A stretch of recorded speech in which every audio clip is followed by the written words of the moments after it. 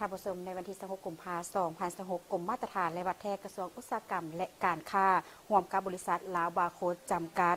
เปิดนำไส้บริษัท GS1 ลาว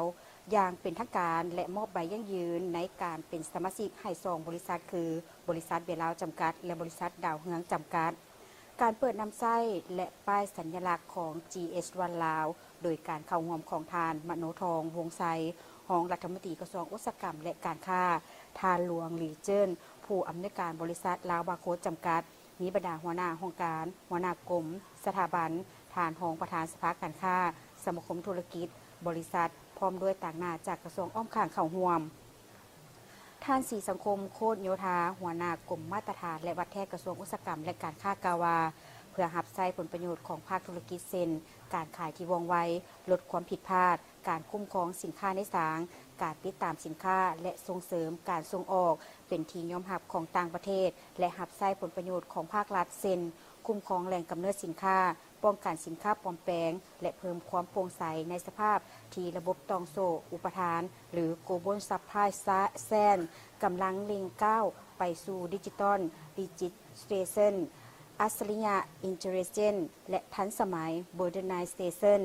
การมีมาตรฐานหรือมาตรฐานของสินค้าเป็นปัจจัยที่สำคัญและมีคุณค่าเป็นอย่างยิ่งและ GS1 นอกจากจะยกประสิทธิภาพและความโปร่งใสของการดำเนินการแล้วยังเป็นหนึ่งในเงื่อนไขของการมีมาตรฐานของสินค้าเพื่อรับประกันให้สามารถเชื่อมโยงเข้าสู่ระบบดิจิตอลอย่างคล่องตัวในระบบการค้าสากลทั่วทุกภาคพื้นและสากลอันเป็นพื้นฐานสำคัญในการส่งเสริมการพัฒนาอุตสาหกรรมของลาวเฮาให้ขยายตัวและยืนยง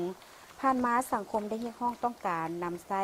กฎรหัสสินค้าสากลหรือเลขหมายบาร์โค้ดของสาธารณรัฐประชาธิปไตยประชาชนลาวในการส่งสินค้าออกต่างประเทศโดยเฉพาะกรณีของสินค้ากสิกรรมเป็นต้นกาแฟดาวเฮืองและเครื่องดื่มของบริษัทเบียร์ลาวโดยสาธารณรัฐประชาธิปไตยประชาชนลาวยังบ่ทันมีเลขหมายบาร์โค้ดเป็นของตนเองเนื่องจากยังมีข้อจำกัดทางด้านปริมาณและความหลากหลายของผลิตภัณฑ์และสินค้าจึงได้ขอนำไส้กฎรหัสสากลของประเทศเพื่อนบ้านเพื่อติดตามสินค้าก่อนการส่งออกซึ่งได้สร้างความสับสนต่อกับแหล่งที่มาของสินค้า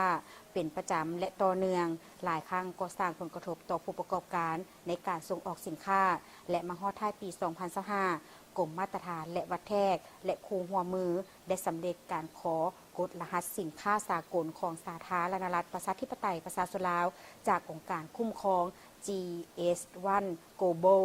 และได้ผ่านการเตรียมความพร้อมด้วยการฝึกอบรมพนักงานวิชาการในเวียกงานติดตั้งเครื่องมือและอุปกรณ์ที่ทันสมัยเพื่อการออกหมายเลขบาร์โค้ดเพื่อพร้อมที่จะให้บริการแก่ภาคธุรกิจในการเชื่อมโยงทางด้านมาตรฐานเคียงคู่ไปกับการพัฒนาอุตสาหกรรมยกระดับคุณภาพสินค้าเพิ่มความอาจสามารถในการแข่งขันของวิสาหกิจประกอบส่วนสำคัญเข้าในการเติบโตขยายตัวอย่างต่อเนื่องและยืนยงสร้างความเข้มแข็งให้แก่วิสาหกิจและก้าวไปสู่การสร้างเศรษฐกิจเอกราชเป็นเจ้าตนเอง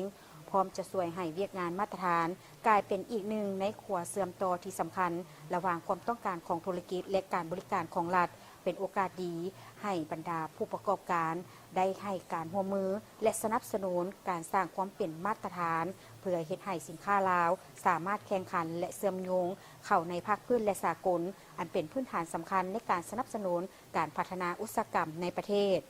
ในพิธีได้เปิดนำไส้ GS1 ลาวยังได้มอบใบยั่งยืนในการเป็นสมาชิกให้2บริษัทคือบริษัทเบียร์ลาวจำกัดและบริษัทดาวเฮืองจำกัดและมีพิธีเซ็นบทบันทึกความเข้าใจลงนามร่วมระหว่างบริษัท GS1 ลาวและบริษัทสวรรค์แปซิฟิกดีเวลลอปเมนต์จำกัดอีกเติม